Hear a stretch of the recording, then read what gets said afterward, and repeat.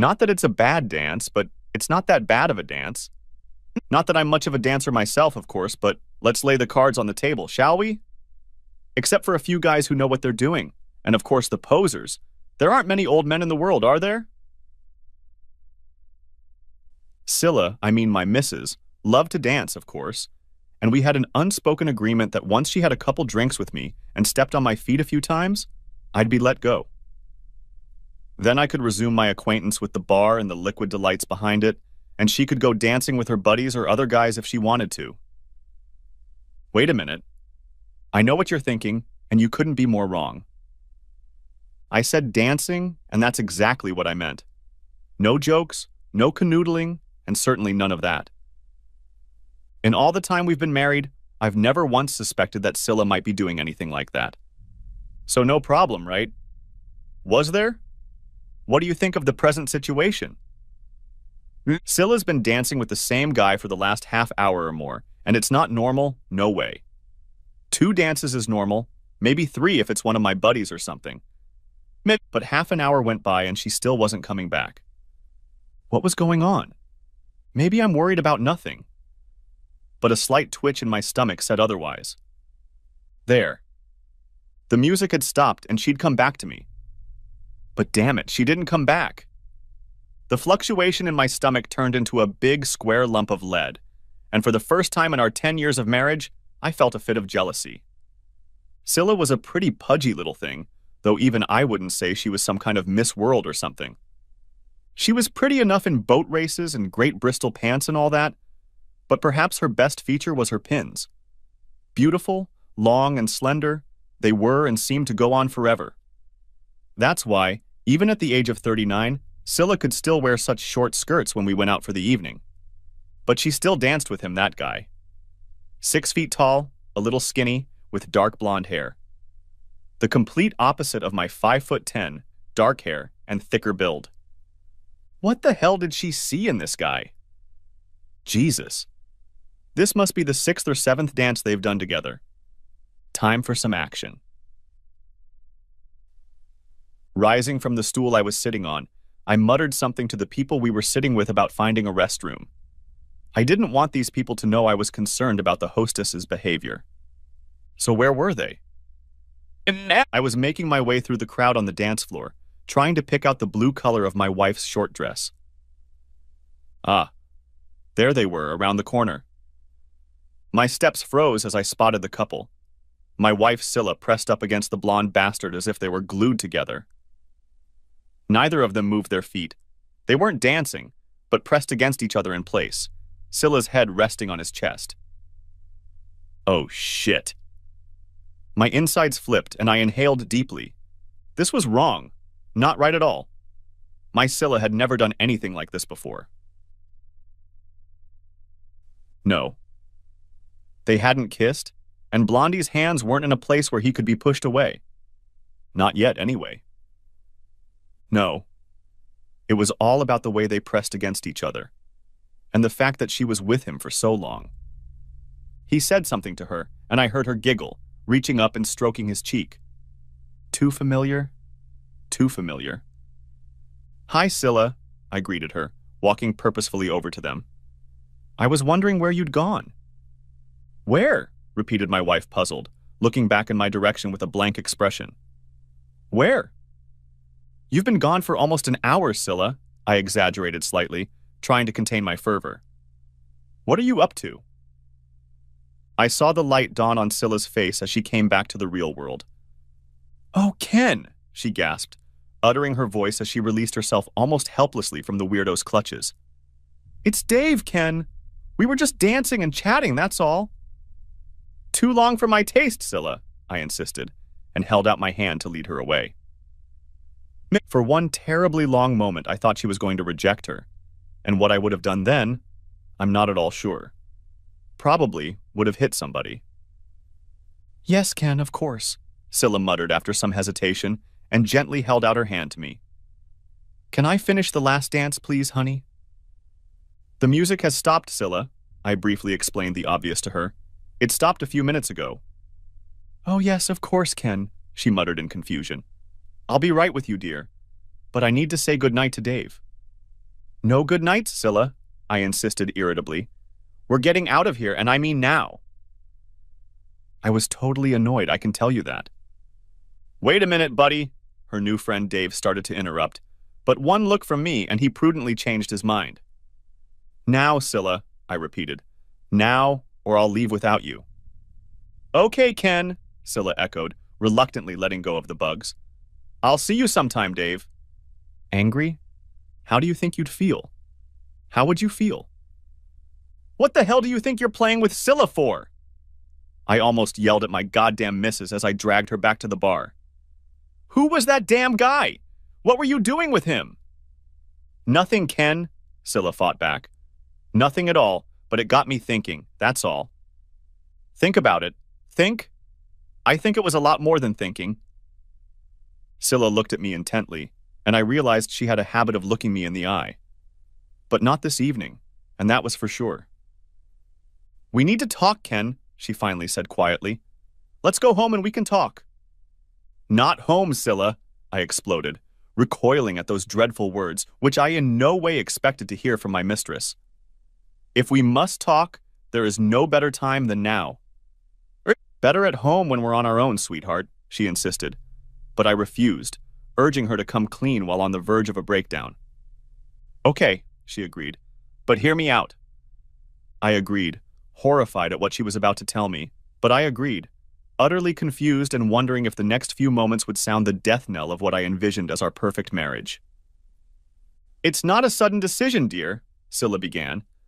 I've been mulling it over for a month or more, but the time has come, and I've decided to take the promise you made to me. Promise? What bloody promise? I never promised you that you could go on like this with another man. The night before our wedding, Scylla reminded me, you made me a promise, and the time has come, darling. What promise? Muttered I, suddenly feeling very, very empty inside. I don't remember any promise. But I had lied. Oh God, how I had lied.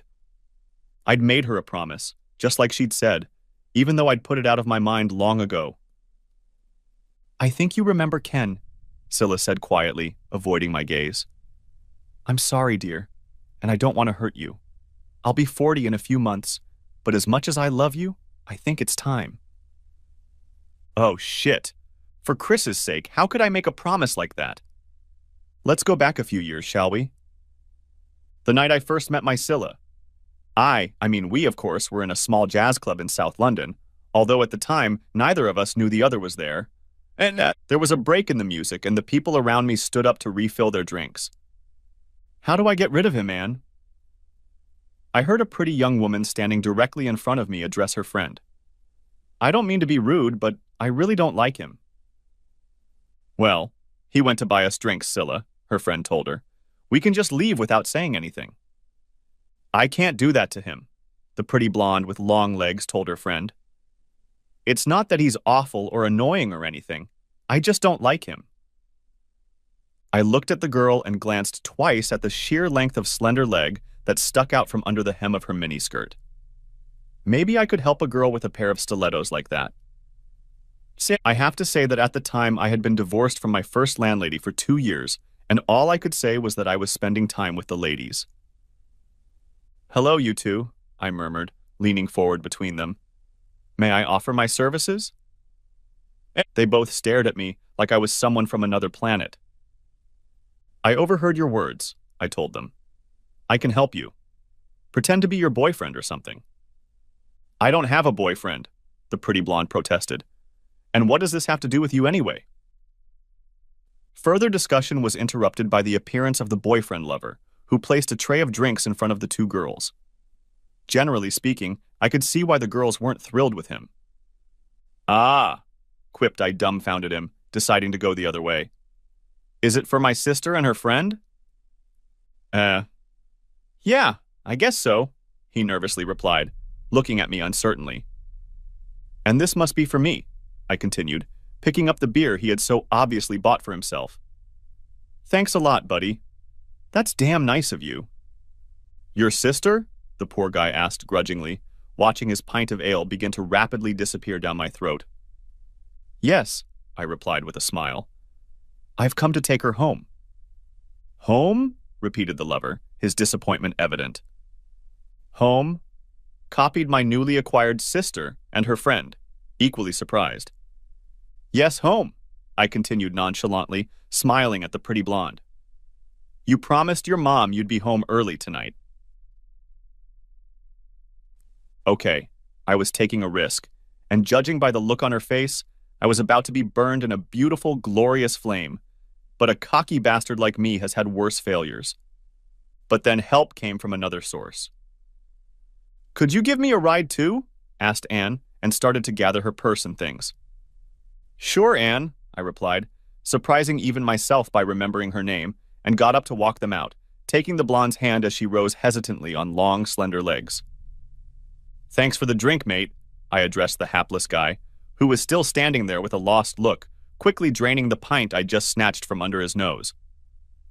Drink up, girls, and thank this nice man, I admonished my young charges, who did so, muttering words of thanks. We must go home now. But, pronounced the poor fellow. They're not little girls. They must be at least 20. Yeah, but you can't be too careful these days, I teased him somewhat unfairly. So unfair that I suddenly felt very guilty. Look, see that redhead in the jeans over there? Yeah, he confirmed, looking at the redhead, one of my occasional bed companions when I wasn't being too picky. The one with the nose ring and the tattoo. That's her, I continued cheerfully, squeezing a tenner into his hand. Go buy her a vodka and tonic and tell her you're a friend of Ken. Don't let her down, sunshine. No one does. Vodka and tonic, he repeated, slightly puzzled by the unexpected turn of events. There you go, I said, clapping him on the shoulder. Have one for yourself too, now that you've got it. With those words, I led the two giggling girls away from the table, not wanting to look back. You cheeky bloodsucker, laughed Anne as we walked out the door. You pinched the poor fellow's beer. Nonsense, young lady, I replied with a smirk. I bought him another and set him up with Lily. Right, Anne agreed. By the way, this is Scylla, and I'm afraid we're both closer to 30 than 20. That's okay, I replied. I'm over 30, so that's even better. At that moment, I pulled up in front of my car, a 6-month-old top-of-the-line Jaguar supplied by my company, and their eyes widened slightly. Damn, this is what I bought it for. After all, I was their best salesman. Well, ladies, what's up? I asked them. Are you two going to go about your business, or are we going out for another drink? A drink, Ken. Definitely a drink, Scylla purred, hardly the first words she uttered. Anne stared at Jaguar, then at me, then agreed, and we went merrily on our way. Next chapter. The rest of the evening went well, and the three of us had a lot of fun. They discovered that I couldn't dance for peanuts, but that I was good company, and I discovered that they were not only cute, but smart.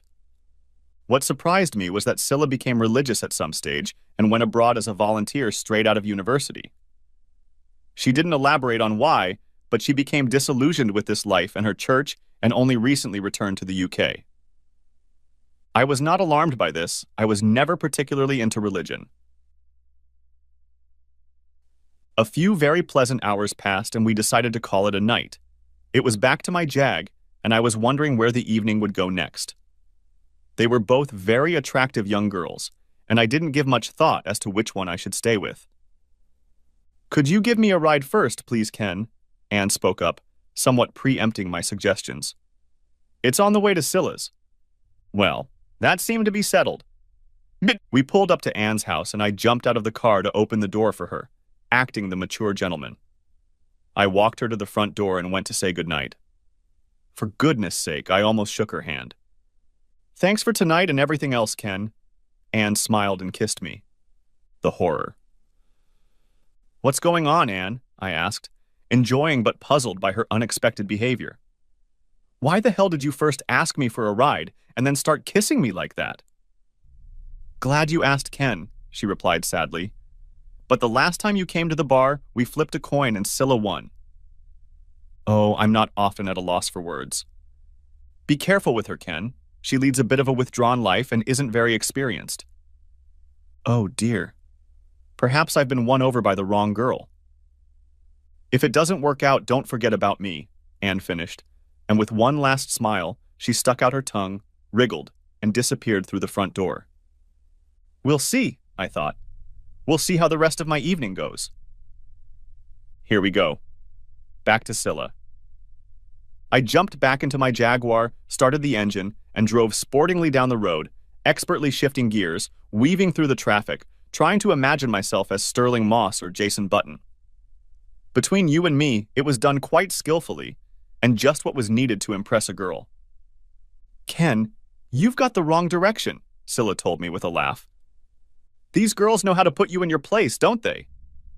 15 minutes later, however, I was already parking in front of her building, walking up the stairs, entering her apartment, and sitting on her couch with a drink in my hand. Not bad. Sorry, I meant to say not bad. So you don't have a steady boyfriend at the moment? I asked, confident that I was on safe ground. For an awfully long time, Ken hasn't had any boyfriends, Scylla replied wistfully. I had a couple of very casual liaisons at university, and I've been in Africa ever since, and as a volunteer that was frowned upon. So, what went wrong then? I asked. I don't want to talk about it, she replied a little too sharply. But those who made the rules didn't always know how to stick to them in their personal lives. And that was about all I got out of her on the subject. I hope you don't think you'll end up in my bed tonight, Ken, my lovely companion continued with a smile. I hadn't thought of that, Scylla, I replied, feigning offense and innocence. But since you brought it up, I left the comment unfinished, and she told me I had no chance. No chance at all. Half an hour later, I was lying in her bed. But had I really done the dirty deed? No. And the next night, too. The third night as well.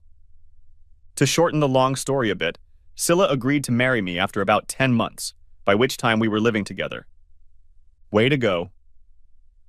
Anne was to be her maid of honor, and my pal Alf was to be her best man on the grounds that he could tell jokes better than any of my other close friends. Scylla's parents were thrilled that their eldest daughter had finally found a man, and one who had already made his mark on the world, and my parents instantly fell in love with their future daughter-in-law. It's important to note that I wasn't just attracted to entertainment, and I didn't make the same mistake I did in my first marriage. No. Scylla and I already had many interests in common, and we had already tried several of them with great success. No. I didn't become a regular at church, but I did go to services a few times, and even happily agreed to a church wedding. Everyone was happy. Everything was perfect. Nothing could go wrong on this wonderful day. As I mentioned, we had been living together for some time by then, but Scylla's mom wanted us to go the traditional route and not see each other the night before the wedding. So, Scylla packed her bag and went to Anna's house where she would spend the night, and the next morning they would go to her mom and dad's house to get ready for the ceremony. Behave yourself, sweetie, I joked with her, knowing that she was going out for drinks with Anne and a few friends that evening. Some sort of modest bachelorette party. What do you think I'll get up to, you old fool? My bride-to-be teased me. It's not like we're only going to a pub, not some male review bar.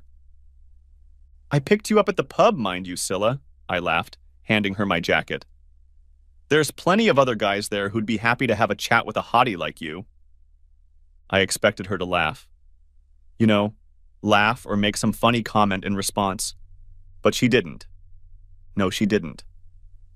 Well, that won't happen anymore now, will it, Ken? Said Scylla, with a strange note in her voice. From now on, no more boys flirting with me. You mean you want other men hanging out with you, Scylla? I asked cautiously.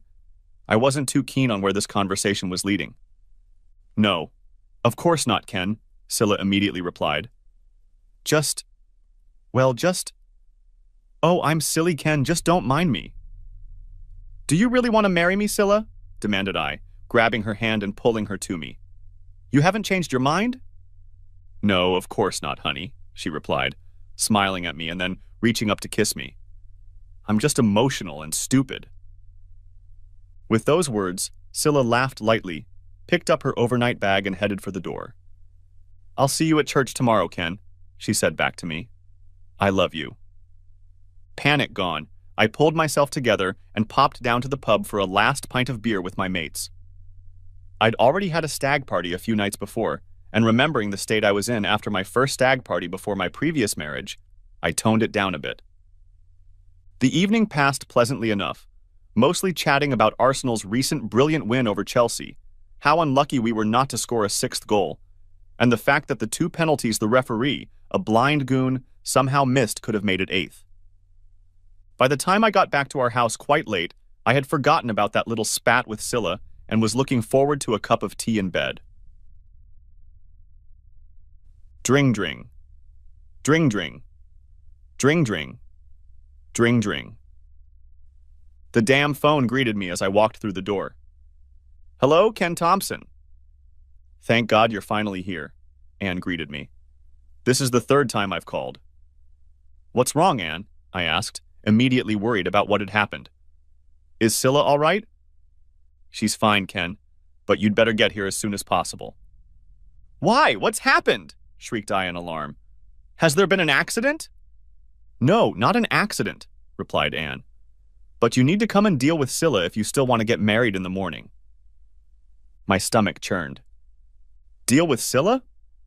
What the hell happened at her bachelorette party, for heaven's sake?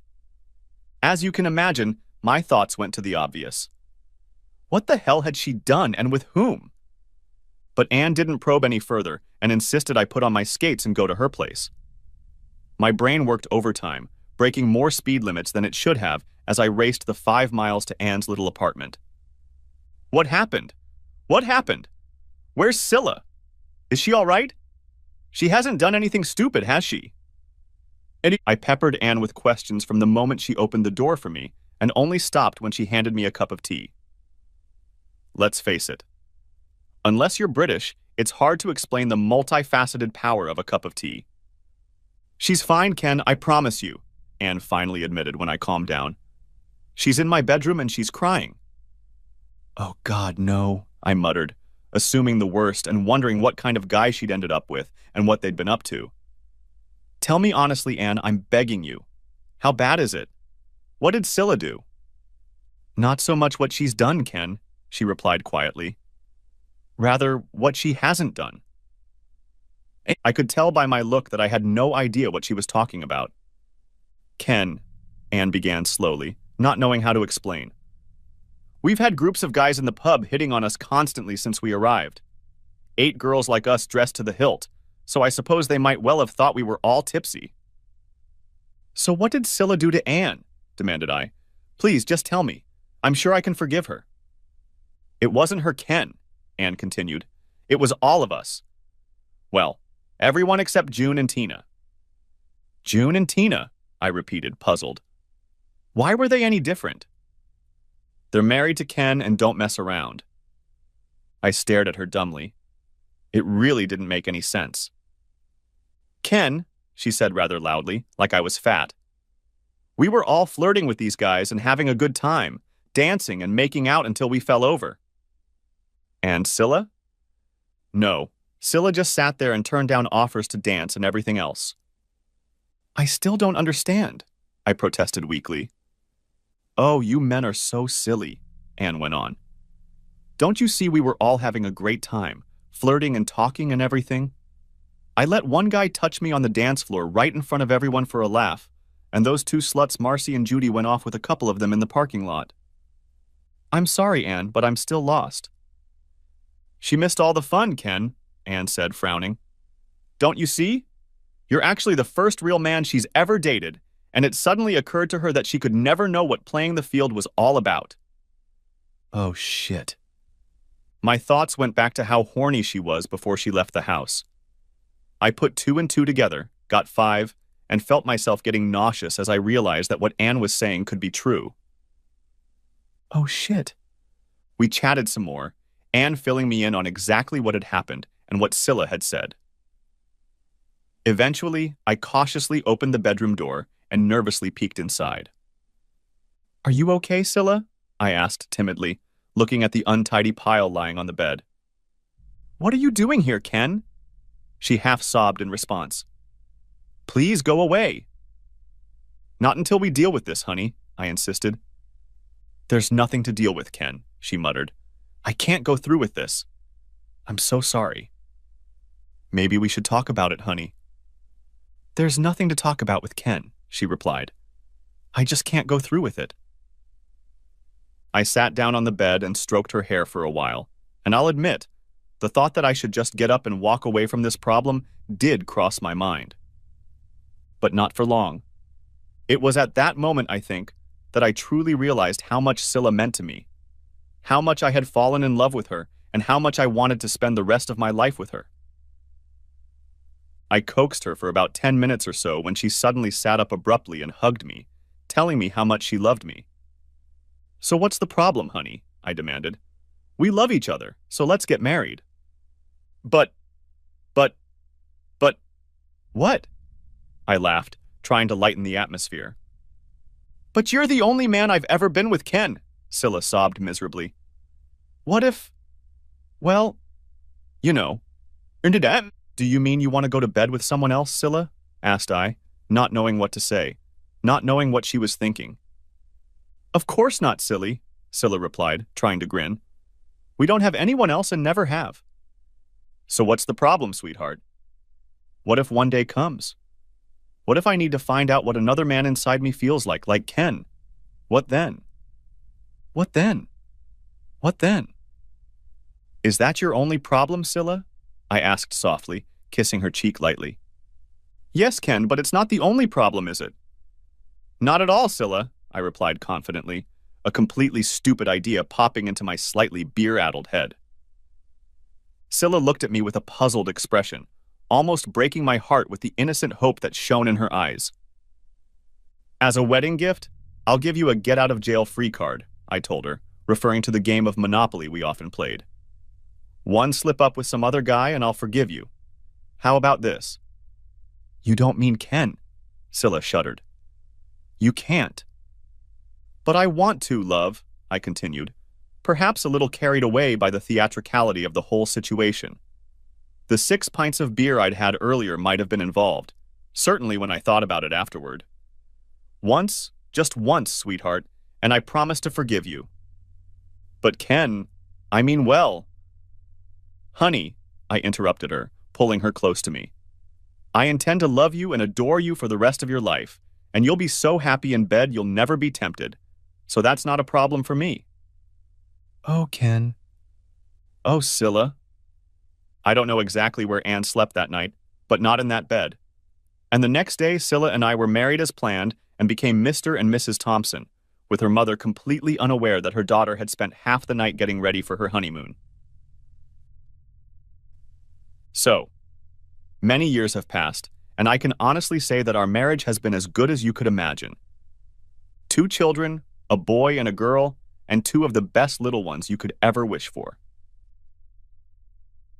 And for the first few years, we would occasionally bring up my promise when we were drinking or feeling a bit prudish, but it was always a lot of fun. At least I always thought it was. But for years, the topic wasn't even mentioned, was all but forgotten, practically extinct. And then that dance came to mind, and my nightmare reared its ugly head. Oh, damn it, damn it. What the hell was I going to do?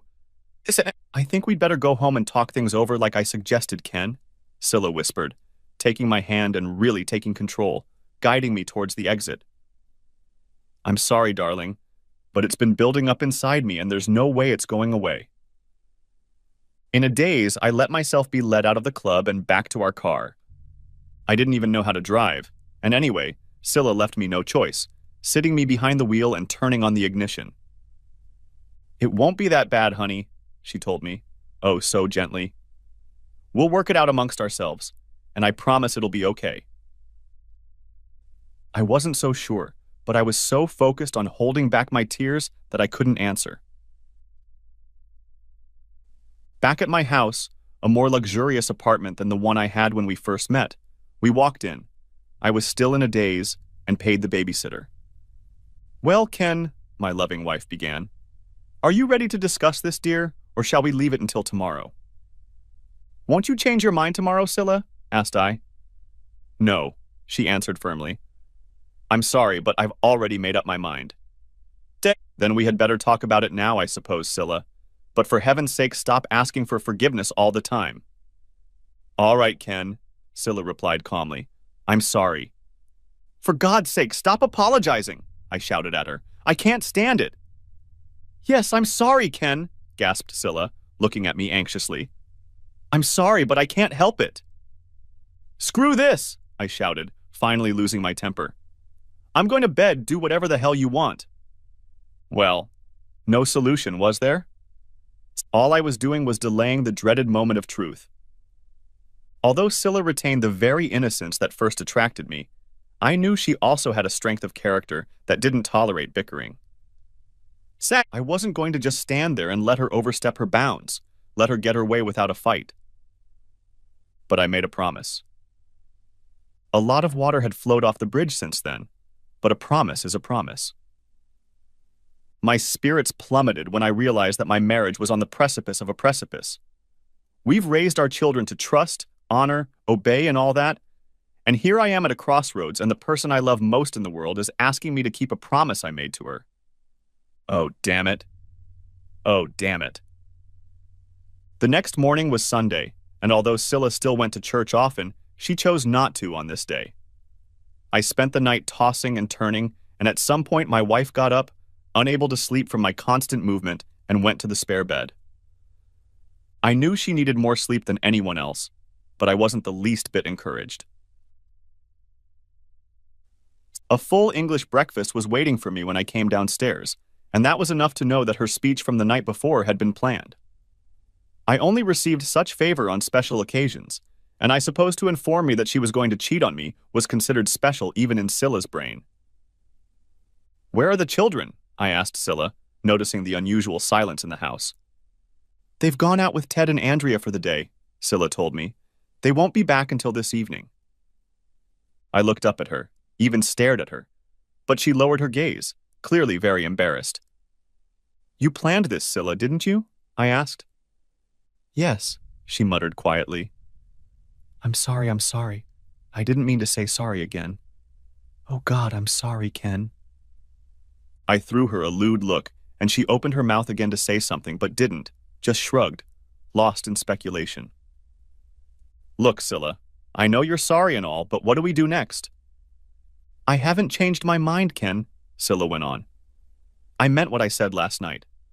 It's something I just have to do. But I love you very much, honey, and I want to make things as easy for you as possible. And how the hell are you going to make it easy for me to put up with my wife being entertained by another man? I asked her. What are you going to do? Are you going to let me watch or something? If you want Ken, Scylla surprised me. I know some men enjoy that sort of thing, darling. What? That depends on the guy, of course, and I wouldn't want it the first time. Scylla, I said firmly, raising my voice considerably. I don't want you to make love to anyone else, and I assure you I certainly don't want to watch you do it. Oh, she replied uncertainly. I just thought you might want to. And I don't want to, Scylla, I almost shouted back at her. Just thinking about it makes me sick. Some guys enjoy the idea, Ken, my wife gently tried to encourage me. I've read stories about it. I didn't, I reminded her. And those stories you've read, where did you get the stupid idea in the first place? No, Ken, honestly. It's been building up inside me for the last year or more, but I read those stories to see if I could find a way to make it easier for you. For a few moments, we looked at each other, wondering what to do next. Perhaps it would be better if you just went ahead and did it without even telling me, Scylla. I broke the silence. At least then I wouldn't have learned anything new or gone through that heartache. I couldn't do that to you, Ken. Scylla jumped up again, holding out her hand to me. I couldn't just deceive you like that. But what if I say no, Scylla? What then? Then I'll just have to cheat on you, I guess, she wheezed, squeezing my hand tightly. Please, Ken, if you love me, don't force me to do this. I'm not forcing you to do anything, Scylla, I remarked to her. Maybe I'm not forcing you, but you promised me, and our whole marriage was built on that promise. I had had enough of it. Any man would have had enough of it. The woman I loved was going to make me a cuckold, and knowing her, I knew it would be hard for me to talk her out of it. I could tie her up, threaten her, or do something else. But where would that get me, you ask? I was screwed. Give me a few days to think about it, please, Scylla, I asked grimly. Just give me time. Okay, honey, Scylla replied, a tear streaming down her cheek. But please don't drag this out too long. For the whole of the next week, I tried to play the ostrich and literally buried my head in the sand, trying to pretend that the problem might go away if I ignored it. Scylla moved cautiously around me, carefully watching what she said. Several times, she started to say something and was interrupted, and it didn't take much common sense to guess what was on her mind. I was talking to one Ken, muttered my wife one morning at breakfast, then fell silent. With who? Nervously, I replied, hoping she was talking about a plumber to fix a leaky faucet or something else anything but the obvious. With another man, Ken, she replied, her voice shaking and her hand shaking. I called Dave. You remember the guy I danced with? Did you have his number, Scylla? Yeah, he gave it to me that night. I sat there looking at her. The love of my life and the woman who was breaking my heart. Not Dave, please, Scylla, I insisted. Not him. Anyone but him. Why not him? She asked quietly. Why not Dave? He was pretty cute and I really liked him. Well, I didn't like him, I lied to her, for lack of another reason. You don't have to like him, Ken, Scylla replied a little more vigorously. You don't even have to date him. Why not just go along with it and get it over with, honey? Not him, Scylla, I growled, finally starting to control myself. If I met him again, I wouldn't be able to resist punching him in the face. I'm not a violent person and am usually very balanced, but the thought of that bastard entertaining my Scylla kept me on my toes. So you'd prefer someone else, Ken? I'd rather it wasn't Scylla. But you promised, Ken, and now things have gone too far for me to back out, she continued. There's a guy at work I really like, cute, and he's always flirting with me, so I'm sure he won't pass up the chance. And how would I keep from knocking him then, Scylla? It would be just the same. Scylla sat for a few moments, pondering before answering. What if I didn't tell you which of my co-workers was Ken? Then you wouldn't know. Yes, of course, Scylla, I answered her. And imagine the next corporate party we go to. I'm going to look at each of those assholes and guess which one entertained you. The first one who looks at me askew, and I'll probably take a swing at him. Well, what do you want, Scylla? Shouted I, losing my temper. If you want to go and entertain some other fellow, do it. But don't expect me to approve of it, and don't expect anything to change. Leaving Scylla sobbing at the breakfast table, I got up and left, unable to take it any longer. We didn't talk about anything for the next few days, but our relationship began to crumble. Although we never had a fight, we were constantly snapping at each other, and the kids didn't immediately realize that something was wrong. Something was going to happen, but I didn't think it was up to me. Can we talk, please, Ken? Asked Scylla when I got home from work about the 5th day. We can't go on like this, dear. Okay, I agreed, against hope that she had finally come to her senses. The promise you made to me all those years ago, Ken, Scylla began confidently enough. When you gave it to me that night, I realized what you really meant. Scylla stopped and looked at me with tears in her eyes, testing what my reaction would be, but all I could do was shrug unresponsively, and my stomach flipped. I really believed what you promised me, Ken, that if the time came, you would allow me one little fling with another man. It relieved me of all my worries, and perhaps for the first time I realized that you really loved me as much as I loved you. You had to do it to make that kind of commitment. And then came the moment when everything went downhill. Now you're saying you didn't mean Ken? Are you saying you lied to me to convince me to marry you and that our entire marriage is built on lies? Oh, shit. I didn't lie, Scylla, I struggled to explain, not knowing myself what I was thinking at that moment. I could hardly admit that I was half pissed off that night after what she had just said. I meant it, but I just didn't realize there would ever come a time when you'd ask. I guess I didn't think about the consequences. Well, the time has come, Ken, Scylla said slowly. I'm sorry, darling, but I just need to find out what another man is like while I'm still young and attractive enough. By this time, we both had tears streaming down our faces, But Scylla wasn't backing down, and neither was I. So what was it that had Scylla so suddenly attracted to you? I asked. Why now, after all these years? It's not so sudden, sweetheart, she replied, wiping a tear from her eye and trying unsuccessfully to smile. For years I've heard other girls at work talk about all the men they've been in bed with and how different they are. All the married ones have been in bed with several different men, and some of them have been in bed with several different men since they got married. And you approve of that? Asked I. Of course not, she replied. They did it behind their husband's back, and that's adultery. Besides, they didn't have a promise like I did, and their marriage wasn't based on such a promise. How about if I went with another woman, Scylla? I demanded, trying to talk some sense into her. How would you have felt? Would you put up with it? No, Ken, I wouldn't, Scylla burst out with an angry expression on her face. That would be cheating, and I could never put up with it. If you cheated on me, Ken, I'd leave you. But you want to cheat on me, Scylla, I shouted back. How in the hell do you think I want some other guy to entertain you? It's not the same thing, Ken, my wife replied equally angrily. Why can't you see that? Why are you being so difficult? We yelled at each other for a few more minutes, and after I threw the desk lamp across the room, she went off to her room crying and calling me a lying, inconsiderate bastard. 20 minutes later, I heard the front door slam as I was in the kitchen trying to save a casserole I found burnt, and I was pretty sure I wasn't going to get any help from Scylla that evening. That's it, thought I. If she comes back and is with some guy, then we're finished. I'll demand a divorce. My mood didn't improve an hour later when the phone rang, and I ignored it for a while, convinced it was Scylla messing with me by picking up some guy. But eventually, as the call continued, I picked up the phone. Hello, I answered sharply.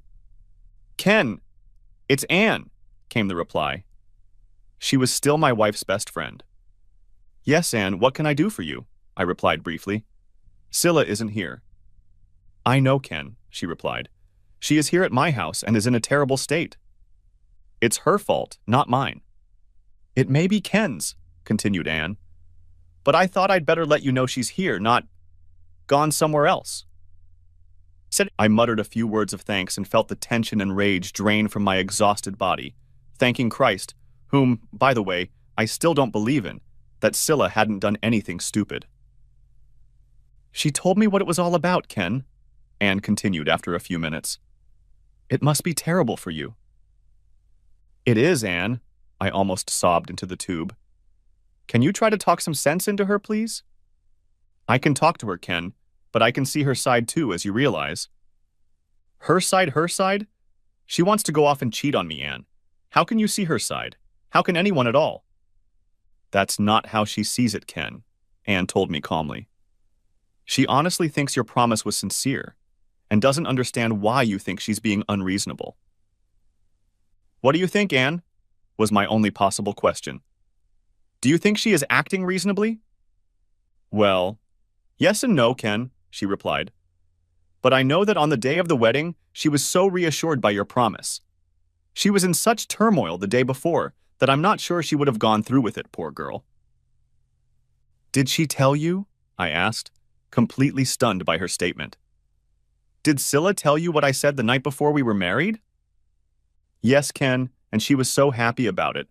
She's talked about it often since then, and I got the impression that you both discussed it from time to time. Good heavens, no, Anne, I replied. She teased me a few times in the early days, and I joked about it too. But the subject didn't come up for years until Scylla struck a nerve with me the other day. Oh, dear Ken, sympathized Anne. Scylla has talked to me about it quite often over the years, and especially during the last year. I got the impression that she had been preparing for it, but I didn't think you didn't know, and for that matter, I don't think Scylla imagined you would react the way you did. I think she genuinely thought you would agree if she explained everything beforehand. So, what am I supposed to do, Anne? I pleaded. If she goes along with this, I don't think I can live through it. What are we going to do? You know what she's like, Ken, Anne reminded me. With her religious background, Scylla has very firm, unshakable notions, and to her a solemn promise is a promise to keep. If she fulfills it, I can understand how you would feel, but if you stop her, she may never trust you again. So my marriage is over no matter what I do, I complained unhappily, not knowing where to go from here. I'm adrift without a paddle. You could try seeing some counseling, Anne suggested. You know, one of those marriage helpers. And where the hell am I going to find such a counselor on short notice, Anne? It seems to me that Scylla isn't going to stick around for long. That's right, Ken. Scylla's just ready to climb a lamppost for this. She still loves you, but she feels you're being unfair. Like you're deceiving her about something. Oh my God, I can't win, can I? Maybe I could help Ken, Anne interjected. I've known you both for some time now. It was like grasping at straws, but I accepted her suggestion, agreeing to have Scylla stay the night at Anne's house, and the next day they returned to our house for a sort of war council. I can say I wasn't looking forward to it. Hi, Ken, Anne exclaimed the next day as they entered the house. Hi, honey, Scylla added, much more reservedly. We hesitated, not knowing whether to enclose each other in a welcoming embrace. Eventually, I took her in my arms to kiss her, but she turned her cheek to me. Damn good start, I remarked angrily, pushing her away from me. I'm sorry, honey, she replied. I don't know what made me do that. Stop fighting, Anne told us, taking matters into her own hands. Ken is sitting here, and Scylla is over there. Anne briefly outlined the situation as she saw it, and Scylla sat there looking unhappy, but perhaps not as unhappy as I was. Then she let us both have our say. Scylla said that she took the promise seriously, and that considering that I was practically the only man who had ever kissed her, I should realize how important it was to her. She felt that it would be unfair of me to renege on my promise just because it had taken her so long to make it. She was still very much in love with me, although my behavior over the past few days had shocked her somewhat, and she questioned whether I really still loved her. After all, it's just entertainment, she finished. Just to see how another man feels. It won't affect my feelings for my husband in any way. Your turn, Ken, Anne said. Try to be brief. I'll try, I replied, trying to remain calm. I admit I made a promise, but I never believed it would happen. But that's not the point. The thought of another man making love to my wife makes me nauseous. If you want me to, I've changed my mind, and I won't stand by and accept what you want to do. I then fell silent until I said something stupid, immediately regretting not telling her I still loved her. Then I'm just obsessed, Scylla objected. You can't stand the thought of another man taking advantage of your precious bloody property. It's not fair, Scylla, Anne intervened, before I had a chance to stick my paddle in again. I think you owe Ken an apology. He doesn't want me to apologize.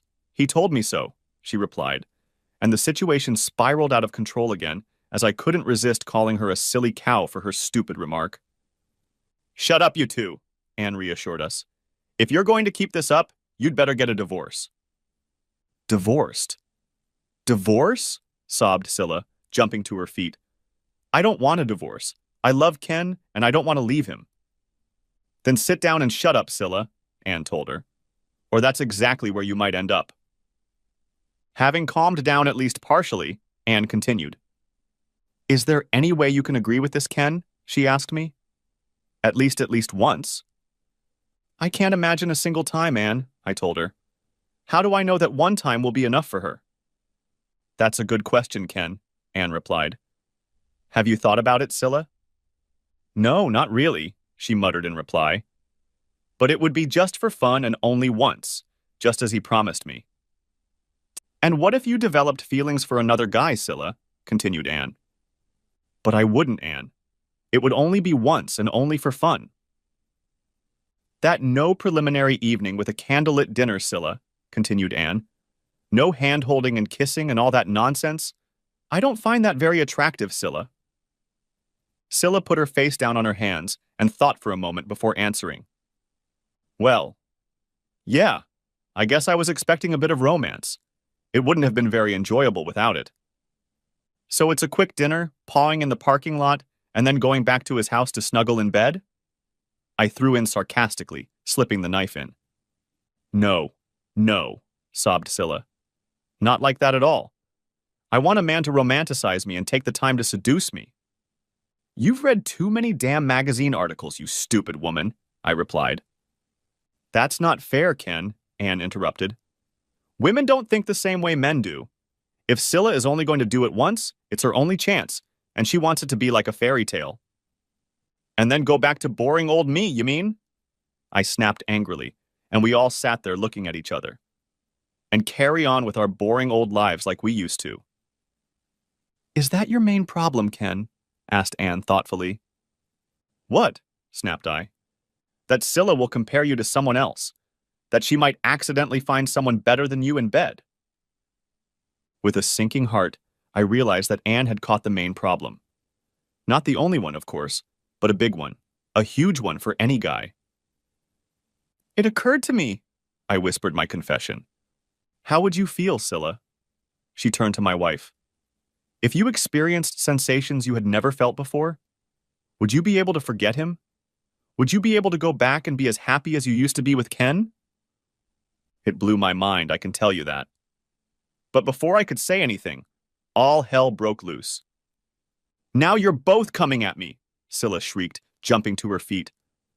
Neither of you realize what I've been through. None of you realize how much I need to know what another man is like. I thought you would understand me, Anne.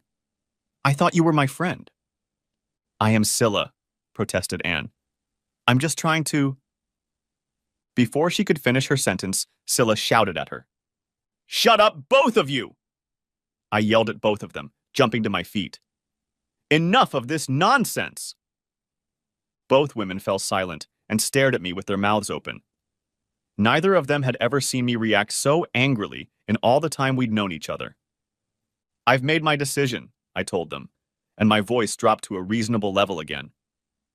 I'm not putting Ken off, Scylla snorted. You promised. Yes, I promised, I confirmed, looking her straight in the eye. And we've always raised our children to keep their promises, so if it's that important to you, Scylla, I'll keep mine. There was a stunned silence. They both stared at me in amazement, hardly believing what they had just heard.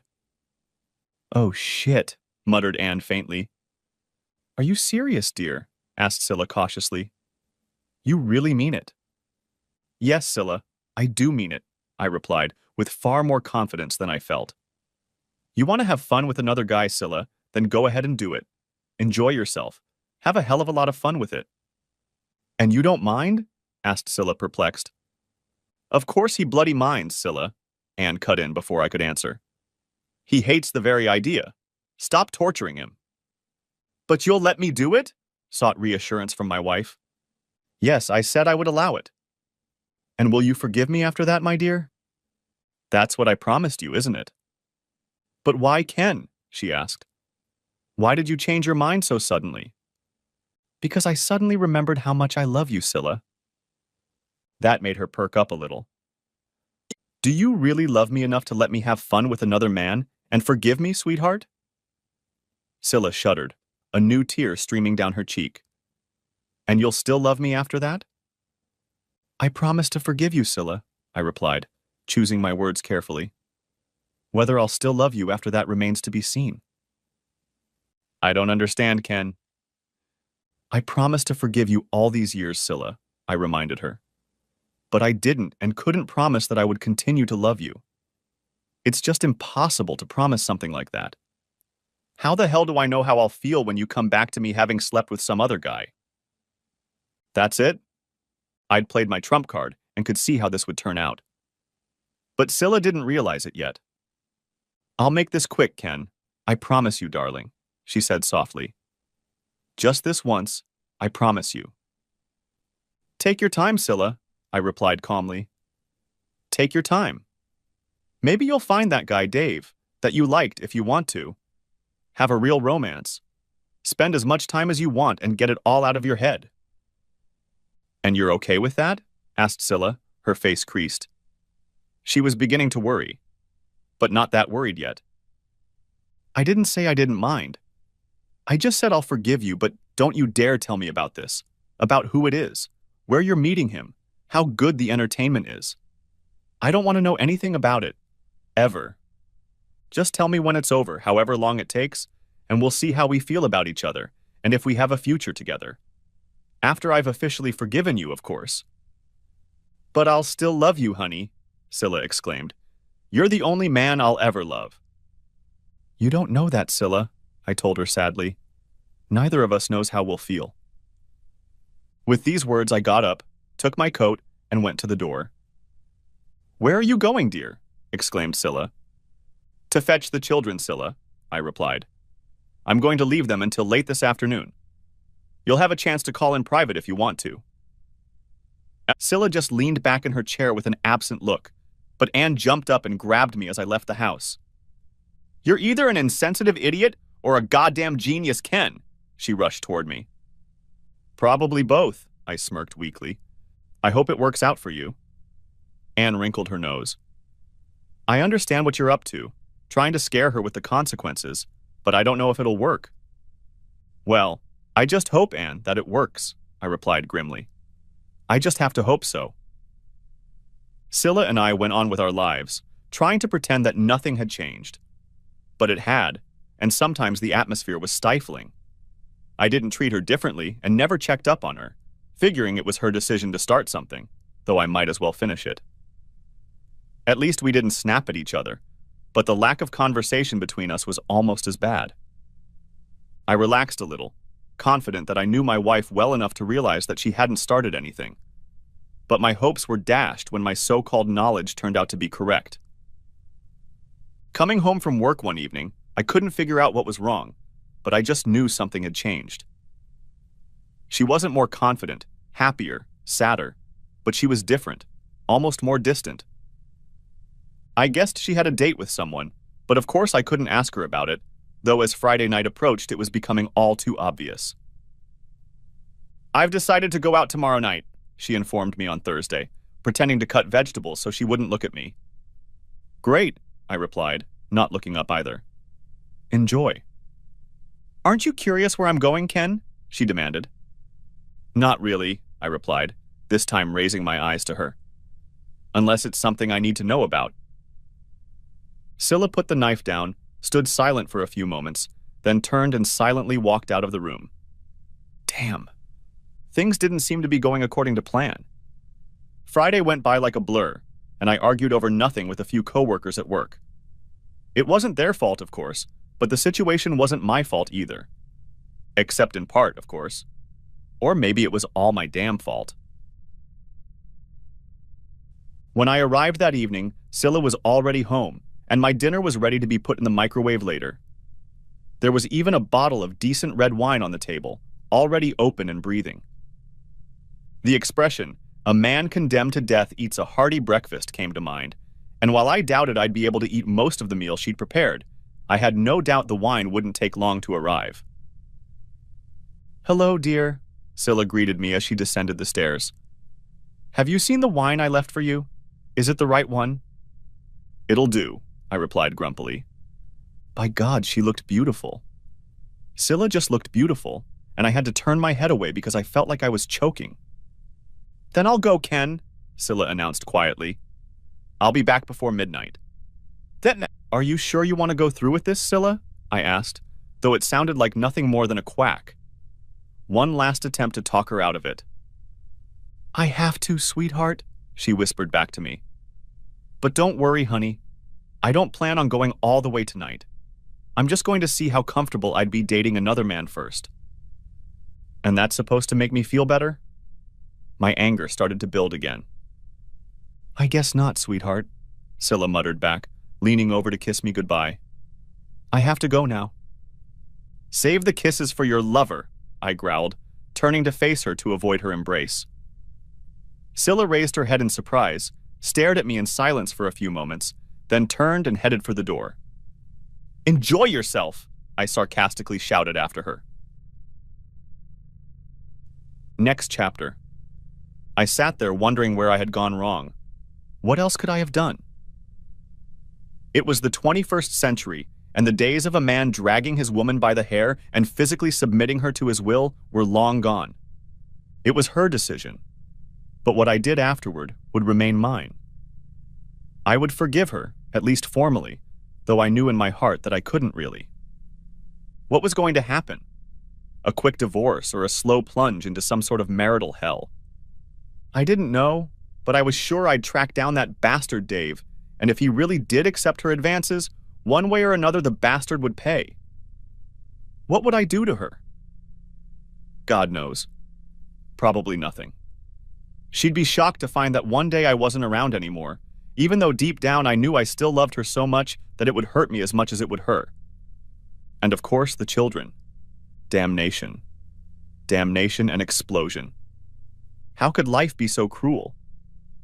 And the sound of the front door closing brought me out of my reverie, and I wondered why it was taking her so long to leave the house. But the sound of the door closing meant that she had indeed left. Gone to meet another man. I felt the black cloak of misery descend on me again. Then I heard the living room door open and turned around to see Scylla standing there with tears in her eyes. "You promised to forgive me, didn't you, Ken?" She half sobbed. "I promised," I answered cautiously, wondering why she still hadn't left. "Then forgive me for being such a stupid, inconsiderate, bitchy wife, please, Ken?" I stumbled over my words. "I guess I could." "I couldn't do that, Ken," I blurted out. I opened the front door and physically couldn't cross the threshold. It suddenly came to me what I'm going to do to our marriage and what I'm going to do to you, honey. I don't want to date another man, Ken, and I can't believe how stupid I've been. All I want is for you to love me. You still love me, don't you, Ken?" "More than ever," I gasped, jumping to my feet and wrapping her in a hug. "More than ever, darling." "And you forgive me, darling?" "Completely, darling. I told you that night before we were married that I would love and adore you forever, and I meant it." "Do you remember what else you promised me that night, sweetheart?" Scylla whispered hoarsely in my ear. "That you would please me so much in bed that I would never be tempted?" "I remember, Scylla." "Then why don't you take me upstairs right now and keep that promise?" she continued. "And I'll promise you to never, ever mention that other promise again." I grinned, took her hand, and led her toward the stairs. Scylla and I were about to start the first day of the rest of our lives, and all was well again at the Thompson house. Thank you, Lord. Oh, I forgot. I wasn't supposed to believe in him, was I? The end. Thanks for watching. I hope you enjoyed it. So subscribe to my channel and watch the next video.